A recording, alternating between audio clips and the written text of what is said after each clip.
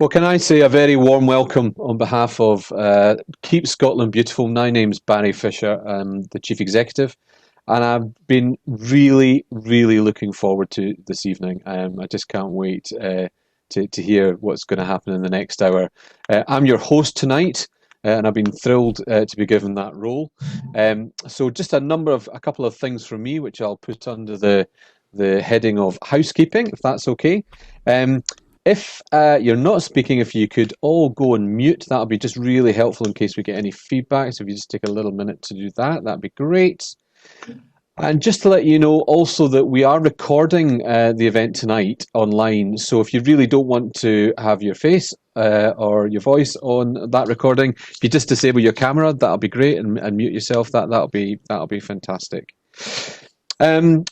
As I say, delighted to be here tonight as Chief Executive, Keep Scotland Beautiful, Scotland's charity for the environment. And we do a whole range of different activities right across Scotland, reducing litter and waste and supporting communities to do that, helping Scotland combat climate change, and also protecting and enhances places where people live and where, of course, they increasingly work as well.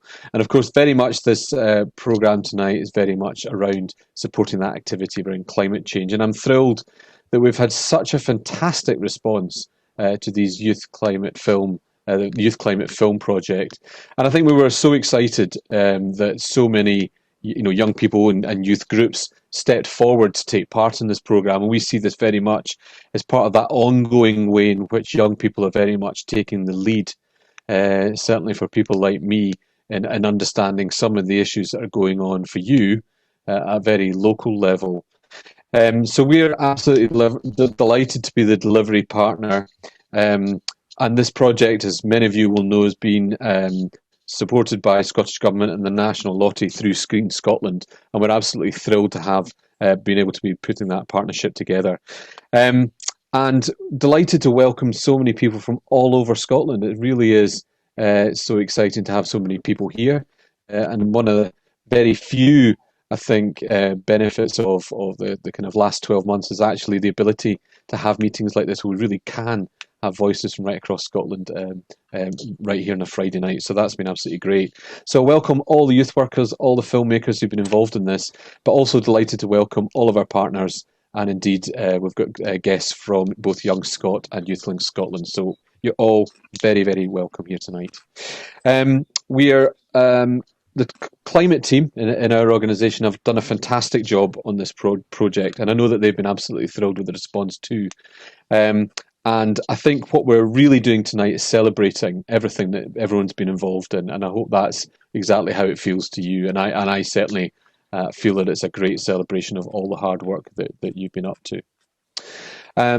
For those of you not aware, there is more information about the whole project itself at www.keepscotlandbeautiful.org/youth climate film project. So if you haven't checked out our webpage, please do, and you'll get further information, and indeed some of the films will start to appear there as well, which is great. We're doing some social media tonight, so we'd love it if you want to post tonight with the hashtag Youth Climate Film Project, and that'll be great to get some people tweeting and putting up posts about the event, so we look forward to seeing those. Also, please do use the chat function. It's a great opportunity for, I think, us to hear how you feel about not just the films, but some of the conversations we're about to have. So please do use that chat function too. So in terms of the agenda for the evening, we'll be hearing from young people and youth workers involved in the project, which of course is the important thing. But I think we'll also just be having a bit of an opportunity to have some conversations around some aspects of this project and just to hear from people who've been really closely involved, and I'm certainly looking forward to that. And towards the end of the event, we'll also be announcing commended films who really have kind of stood out to the project team as having some really special moments in them. So I'm really looking forward to that too. But to kick things off, I think we're going to have a little trailer of all the films. So I think that will be played to you now.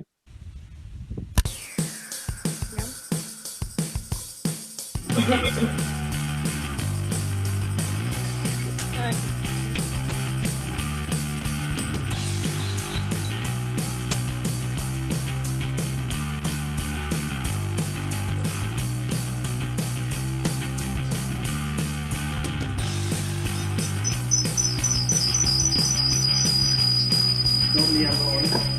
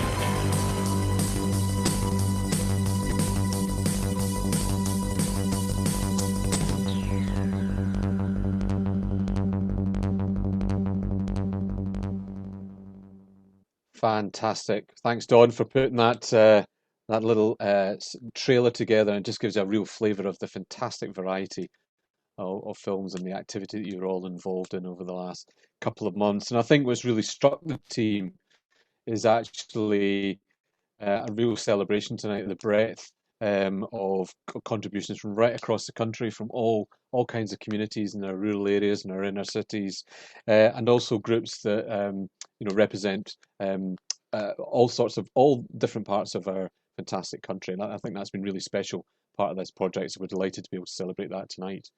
But I'm absolutely thrilled to introduce the first panel discussion, which really I think captures really what this project is about, which is really inspiring youth climate action. And I know that's something you've all taken very, very seriously. So in this first discussion, we'll focus on the experience of the youth workers who've played obviously a very important role, an integral role in pulling this all the films together. And the discussion, I'll be delighted to say, has been facilitated by Alistair Satchell, who is also one of the film educators. And we'll hear from two speakers, Mary Lou Aitchison for the film Our Hopes for the Future, and Lily Cameron for the film Three Climate Actions. So delighted to hand over to Alistair. Thank you very much. And so lovely to see so many faces here, so many young folk as well. It's just brilliant to see you all. It's brilliant. And yeah, so many folk that we've worked with as well. And yeah, both John and I have had the privilege of working with you across the project, and it's been an absolute delight. So thank you so much for all your effort, all your focus, and all your work. It's a sensational thing.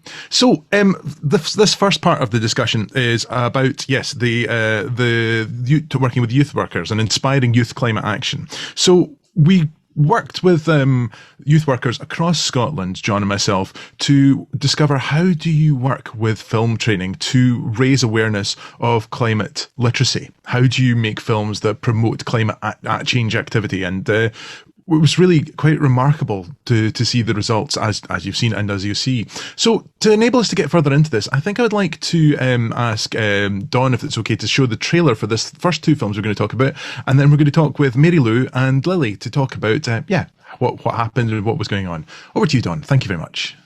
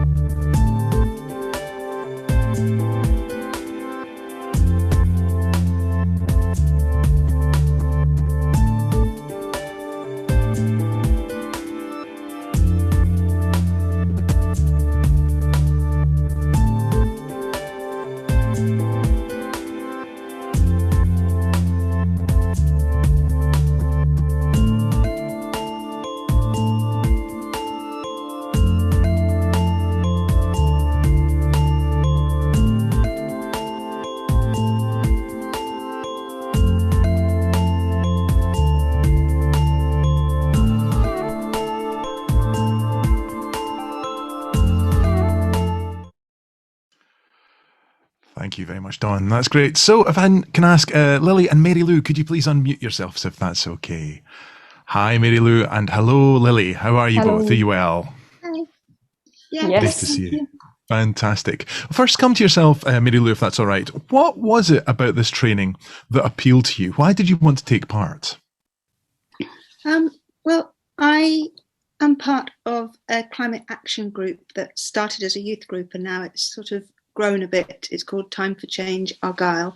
I wasn't a very active member and it's quite a sort of political lobbying group and had lost a few of the younger members. So I just thought this was a great opportunity to get the younger members excited again and sort of spread the word more, starting with the younger members. So they started to make films and chatted about it amongst their family members. And it just, but the other thing I was really keen for was for our film not to be very gloomy.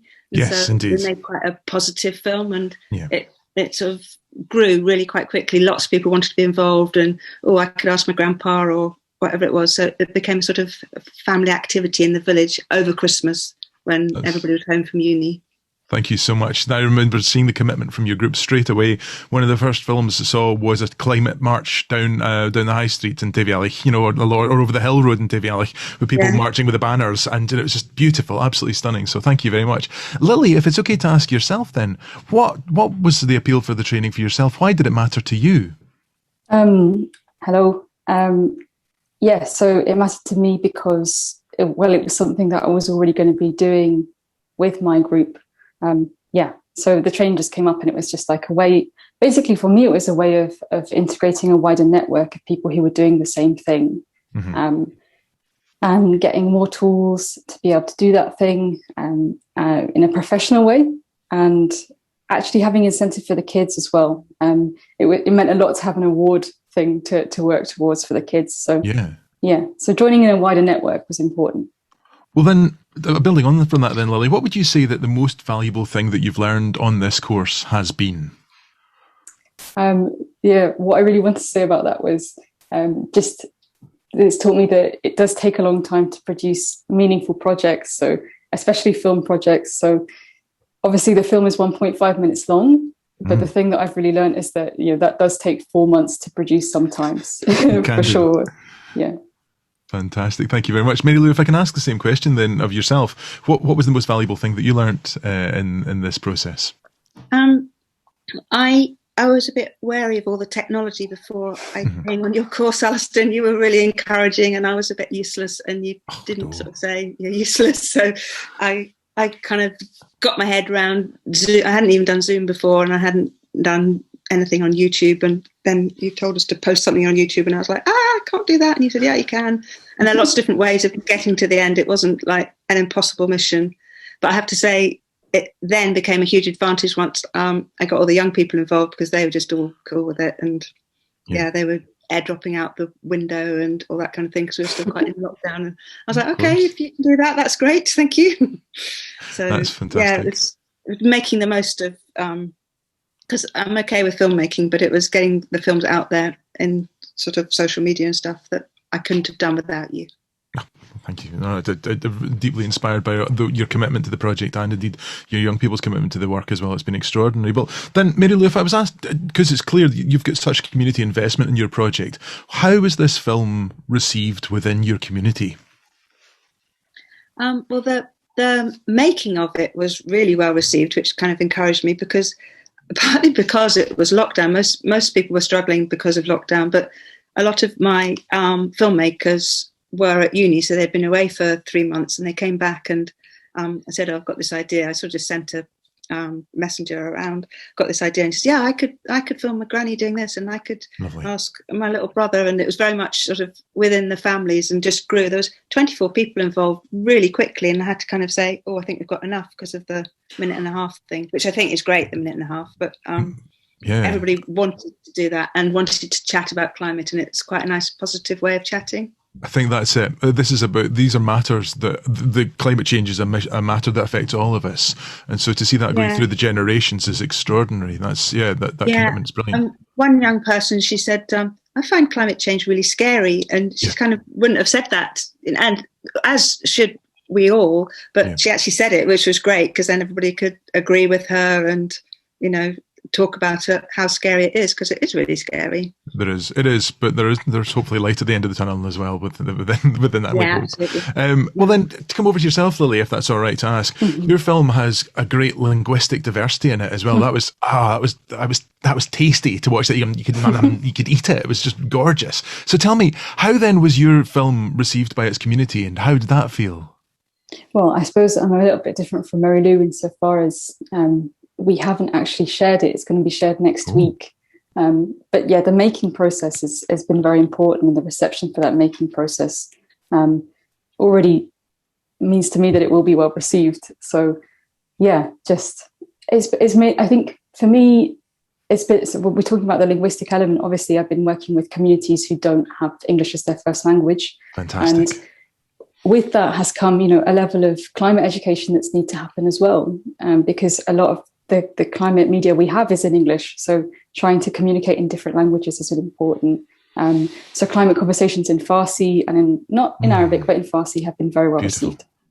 That's amazing. Well, can I ask you then, we've got 2 minutes remaining. Very briefly, Lily, what's next for you with this project? What's next with what you're going to do? Well, our screening next week on Friday, for one. And then also hoping to actually make some climate films in other languages, Farsi being the main focus. Beautiful. Thank you very much. Mary Lou, if I can ask yourself, what's next? That just sounds excellent, Lily. I'm really in awe of you doing that. That's brilliant. So our film had become really sort of a little village film, slightly by mistake, really, but it's just how it fell with you not being able to travel and things. So I'm going to make another film, A Hope for the Future, but bigger, sort of throughout Argyll, and have lots of different people in it. Like I've already got our farrier to tell me his hope, and we're going to have a marine biologist, and we've got a minister lined up, and just really, really broaden it out. And somebody from Stop Climate Chaos Scotland saw the wee film, and she said, "Oh, could we work with you and showcase a bigger film at COP?" So they've got a stall at COP, so that'd be really, really good to have something there. Fantastic. Thank you so much. And it's lovely to hear that it's going to go on to COP as well. And that's a really positive focus for all films as well. So yeah, do get engaged with the COP process, everyone. Well, thank you very much. And I'd like now to hand back over. Thank you. Cheers.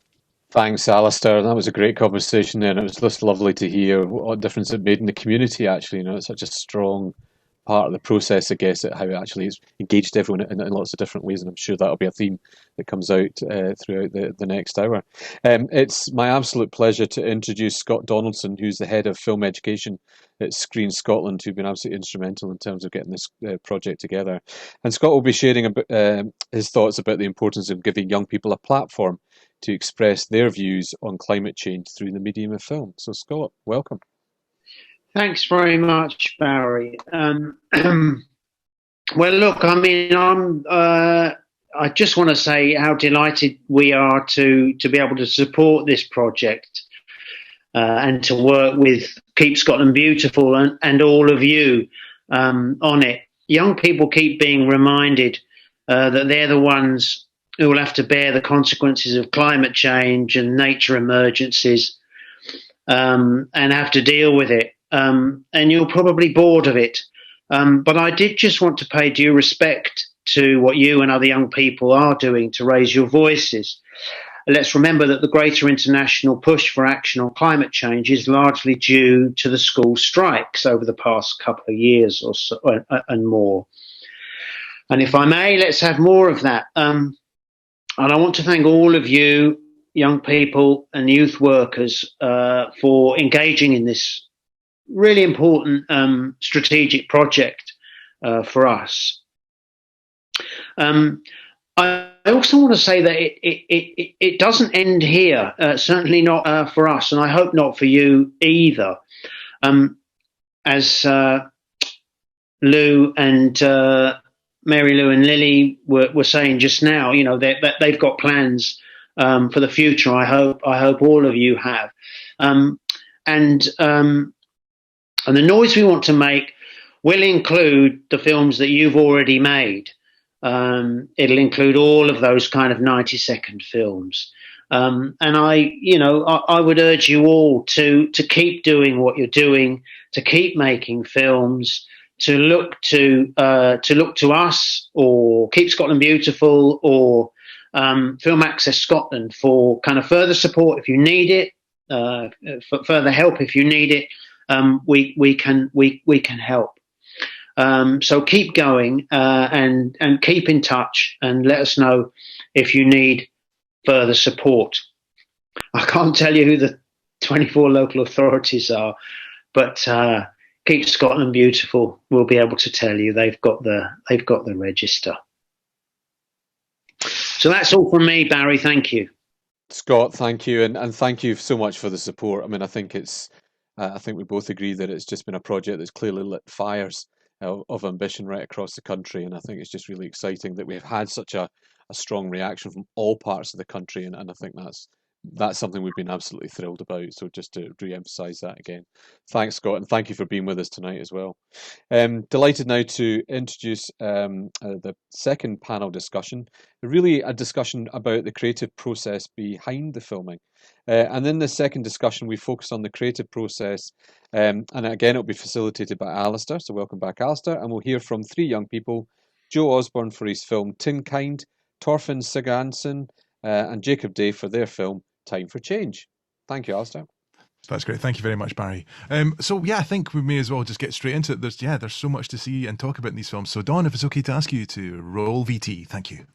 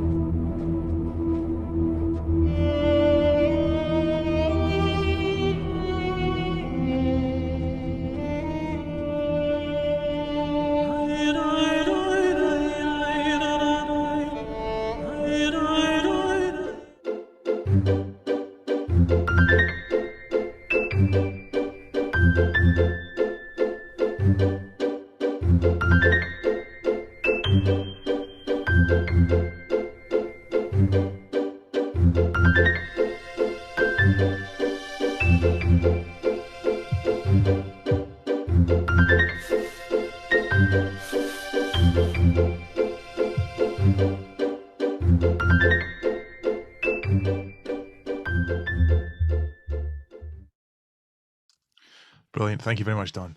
Well, thank you so much, Joe, Thorfinn, and Jacob. If it's okay to ask you to unmute yourselves, if that's okay. Yeah, sure. Thank you very much. That's brilliant. Super. Well, if I can ask Joe to start off with. Joe, your film has got very many kind of clear cinematic references. Can you tell us what the cinematic references were and what you were trying to achieve with this and what you did achieve with it? Yeah, sure. Well, first of all, thank you, everyone that keeps Scotland Beautiful, for wanting to include this film. It really means a lot, and it's been really fun to make. How many of you have seen 2001: A Space Odyssey? There's this, even if you haven't, it's quite a sort of like well-known image of the sort of the primate throwing the bone up in the air. Yeah, I took a bit of inspiration from the dawn of mankind scene at the beginning, and sort of Kubrick and Arthur C. Clarke, when they worked on this screenplay, they were very sort of glass half empty at humans. They thought, humans began when a primate smashed his mate's head in with a bone, and that was a sort of big human advancement. So I thought maybe sort of try and swap out a few elements for more modern day problems and things, because there's the monolith feature in the film 2001: A Space Odyssey, which sort of oversees all the stages of human evolution, of importance and things. So maybe we could swap that for a tin can or something else that doesn't degrade away, something else that's threatening, something else that's kind of that you can find wedged into almost every beautiful landscape around Scotland. So yeah, I kind of tried to incorporate a few of those themes, and yeah, took a lot of inspiration from 2001. It's brilliant. It's a great language to work with, the language of references like that. I think it really resonates so well because of that as well. And I was thinking of your film yesterday. I was filming on the island of Lunga, and a very remote island where there's puffins. And there on the shore, no one around, but there's plastic and tin on the shore all the way through. So your film resonates for certain. There's no two ways about it. If I can then let's talk to Jacob first, if that's all right. Jacob, can you tell me, how did you produce the animation? What was it like? What did you do?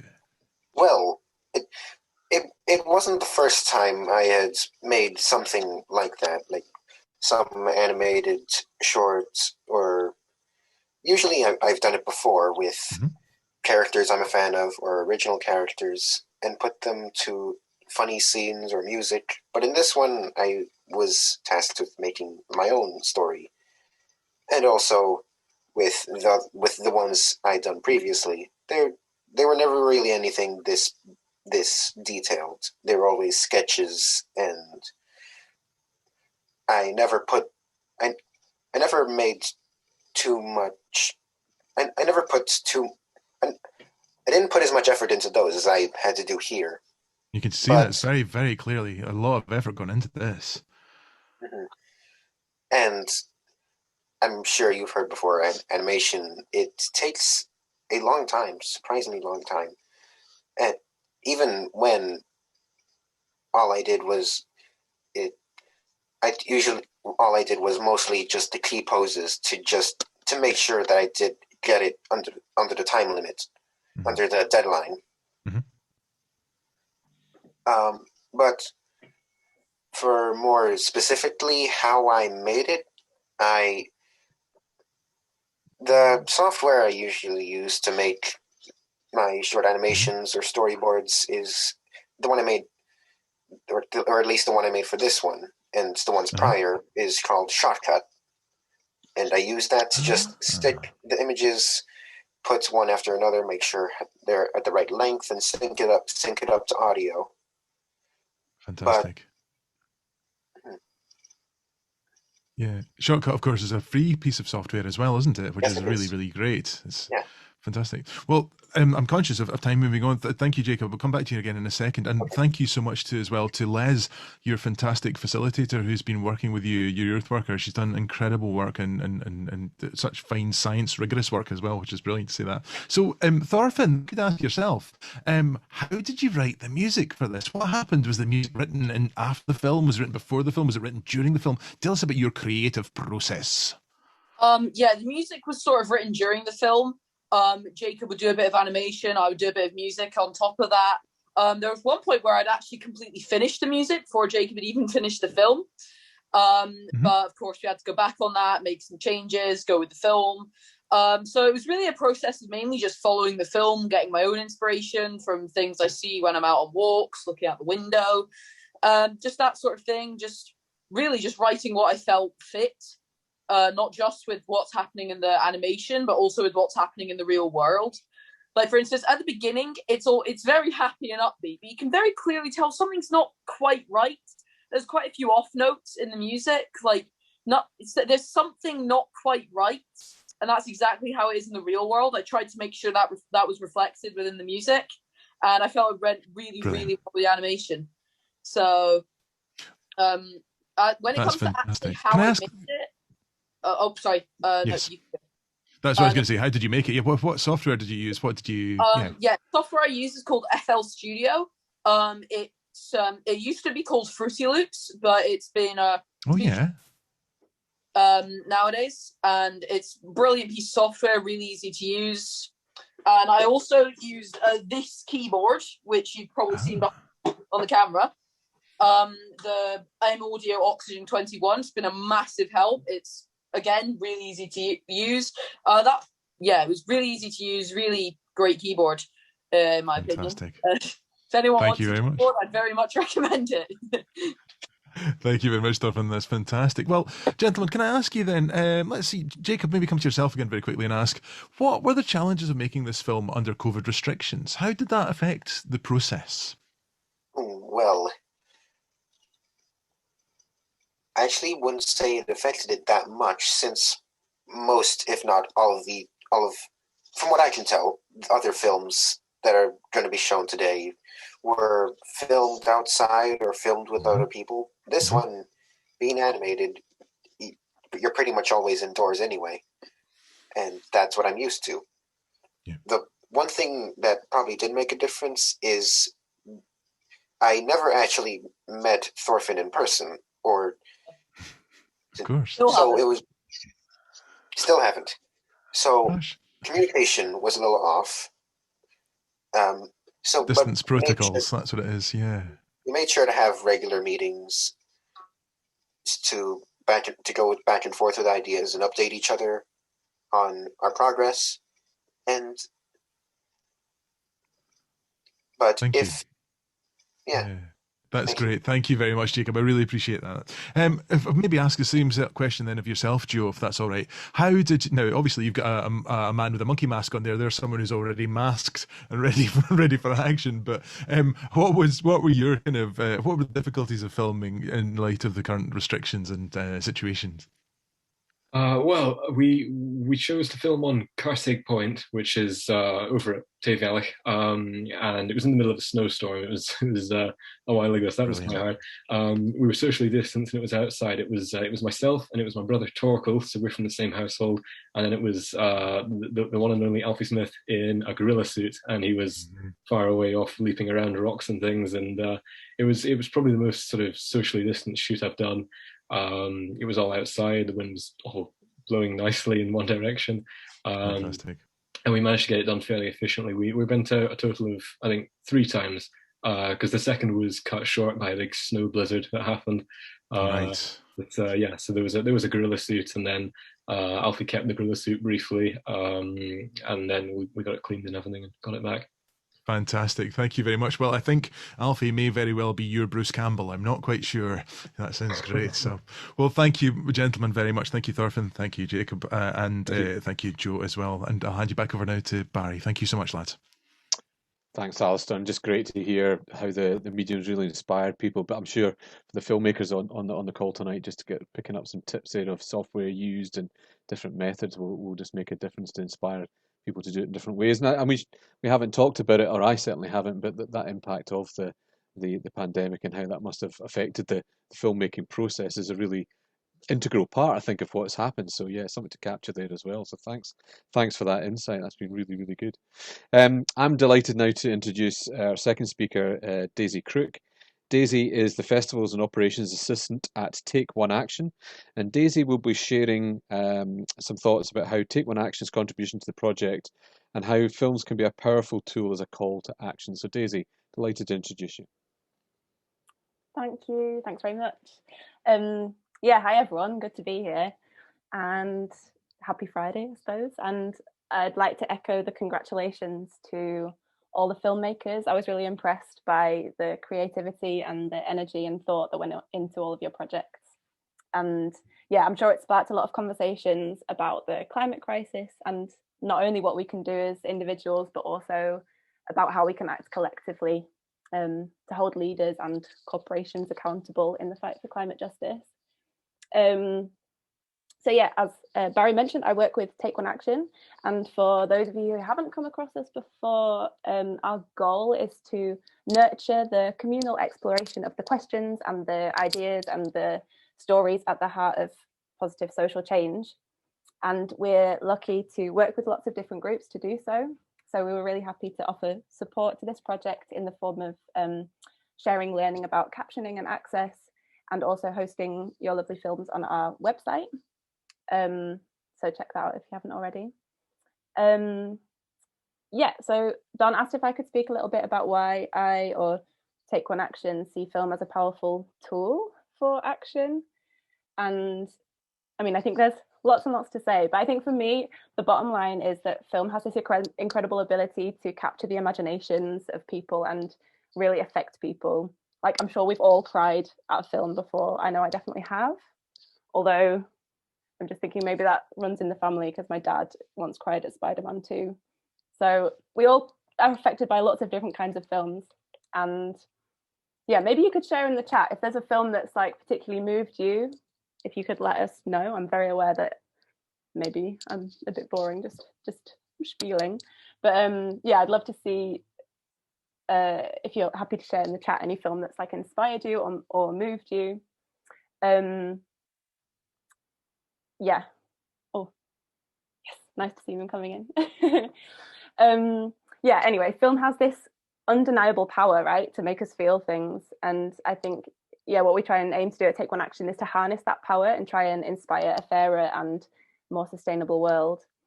And I suppose you can see that I see it in a couple of different ways. Like the first would be, oh, sorry, I'm just getting distracted by all these lovely films. Yeah.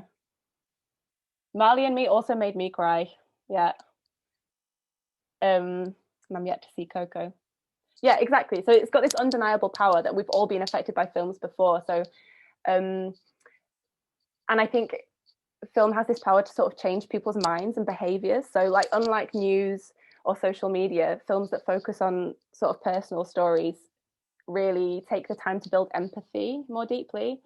And I think there's something about being immersed in the situation of others that can build a sort of deep solidarity and maybe prompt people to engage in the act. And I suppose there's something also about building community. So there's something about having that shared viewing experience that opens up a space for people to explore stories and questions of a film together that I think is really powerful.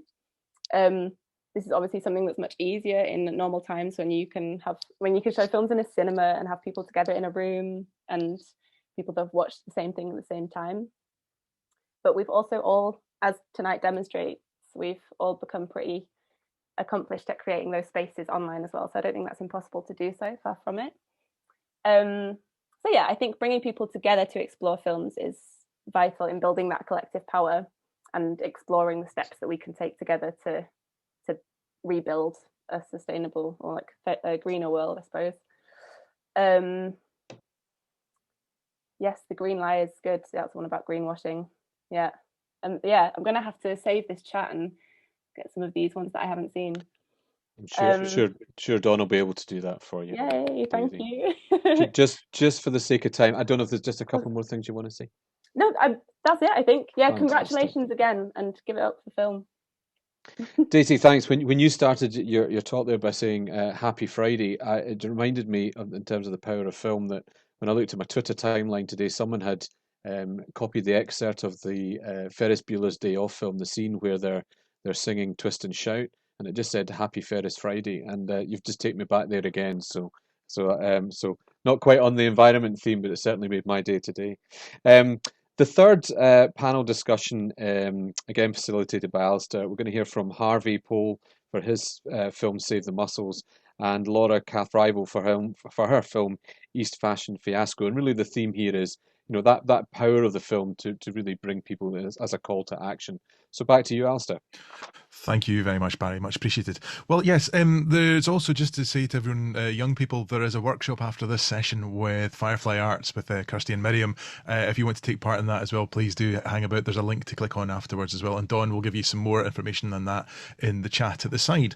But without further ado, I'd like to ask Dawn to run the wee trailer for Harvey and Laura's films. Thank you very much, Dawn.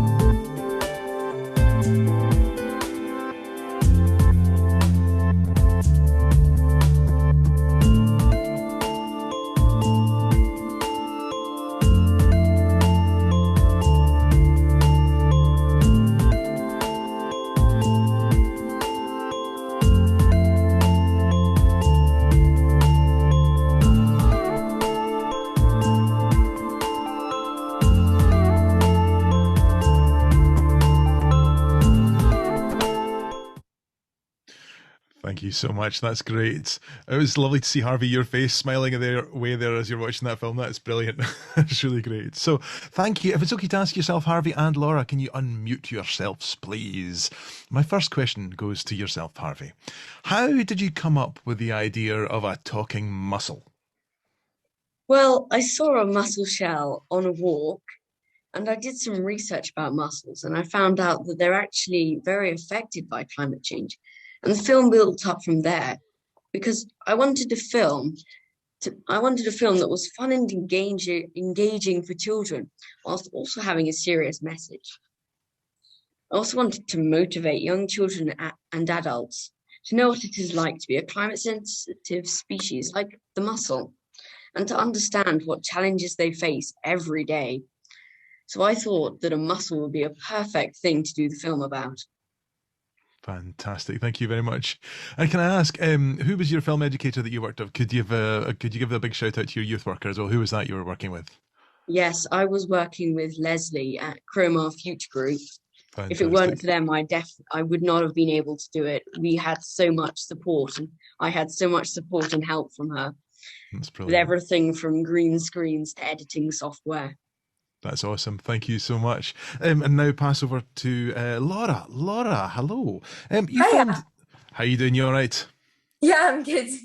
Thank you so much for being here with us tonight.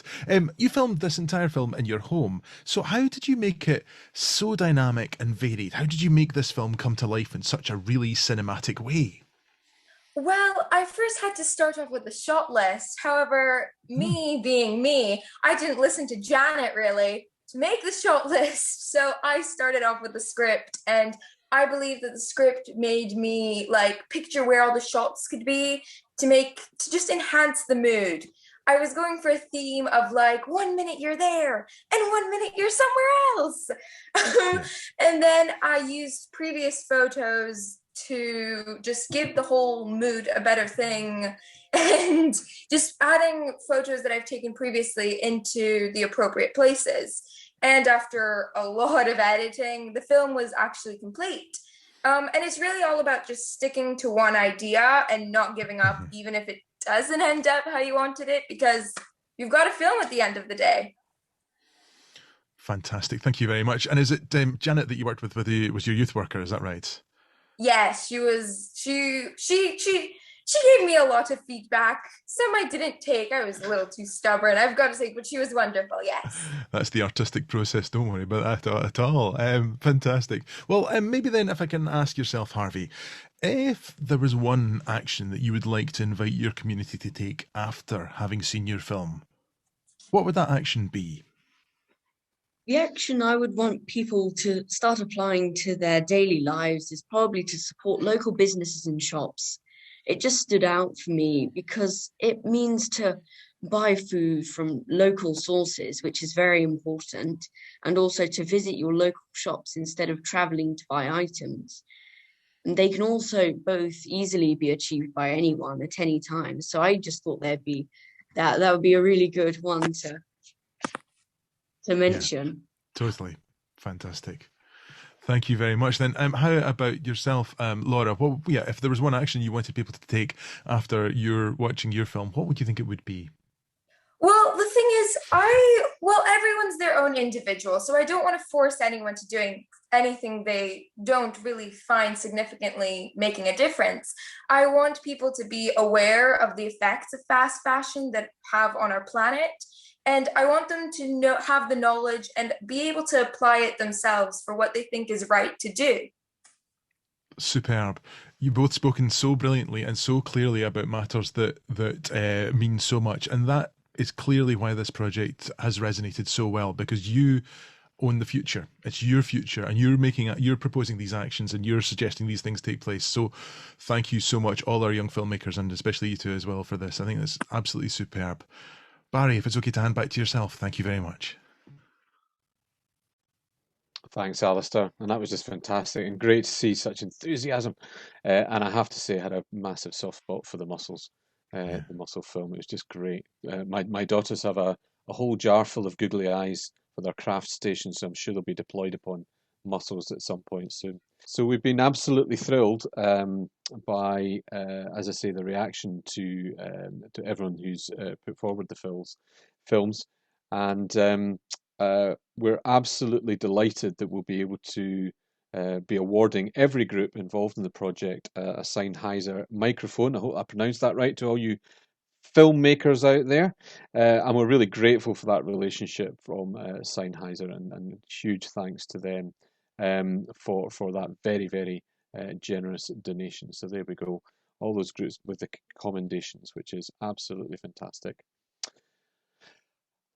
I'll not read them out on the screen. I know you can read them out yourself. So if you see yourselves there, give yourself a round of applause, and let's see if we can unmute yourself if you like for half a second. Give yourself a round of applause. Hey! Don's worried now. I've asked people to unmute, so you need to mute yourself again now. You need to mute yourself. But I think everyone involved in the project has been really impressed with, particularly I think 6 films which are worthy of special commendation. And for these groups, we're delighted to be able to provide them with a further £100 voucher for film equipment, so you can add to your burgeoning box of tech kit and continue to do some amazing things. So on behalf of everyone involved, a huge congratulations to you for the exceptional work that you did, and hopefully that marks as a small token of appreciation for the work you've done. So again, well done. If you want to unmute and give yourselves a round of applause, you're more than welcome. Thank you everyone so much. Firefly with a woohoo, that's what we like to hear. That's the excitement we like.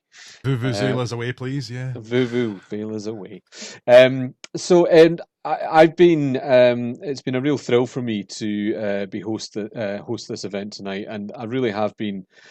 I've been loving the fact that these films have been coming into where I've picked them up actually is on my Twitter timeline, and it's been a lovely little joy every time the latest one's been, if you like, being released and put up on the website, and I've really enjoyed that. It's not I've not watched them all together, as it were. I've just been looking forward to them all coming through. But my role now is just to state a massive thanks before we close. And I'd particularly like to thank Dawn in our team, supported by Alistair and the team in our climate division, our climate team, and the wider KS Keep Scotland Beautiful charity. Dawn, I know, has loved being part of this project and taken a real active role in this, but it's something he's really passionate about, and I'm very fortunate to have so many people in our organisation with such amount of passion for the subject, make such a difference. But I know this has been a special project. So Dawn, well done for everything that you've done. There's been a huge number of partners involved in this project, and we've been thrilled to see how easy I think this project has been for people to work together. And again, a sense that everyone's been on the same page just makes collaboration in these projects amazing, and particularly with some of the challenges around lockdown and potentially not being able to get in the same room. So we've been thrilled, and I think, as we've heard tonight from Screen Scotland, that this is something that will continue as well, so in a different format. So a huge thanks to all the partners who've been very much involved.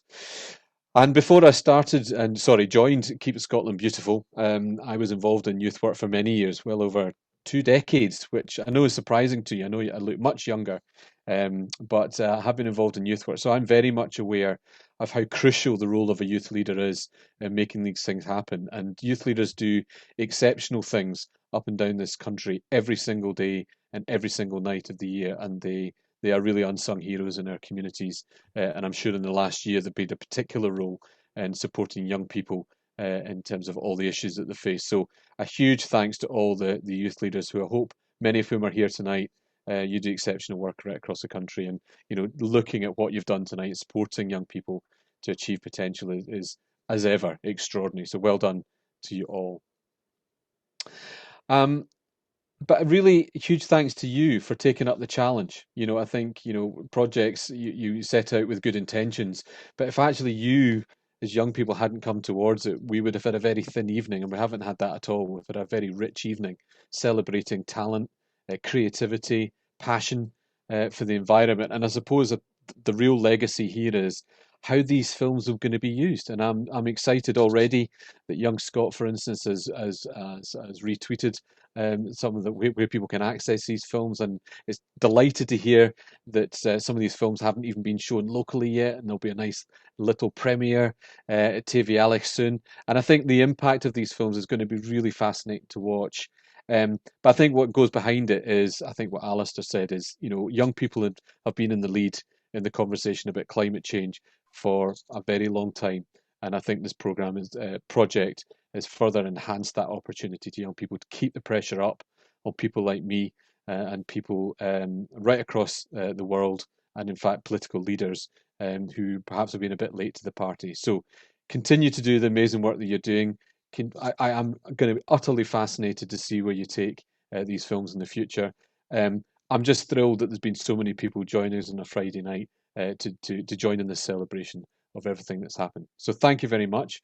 So thanks everybody. Just a massive thanks from me. Huge congratulations, and have a great night. Thank you.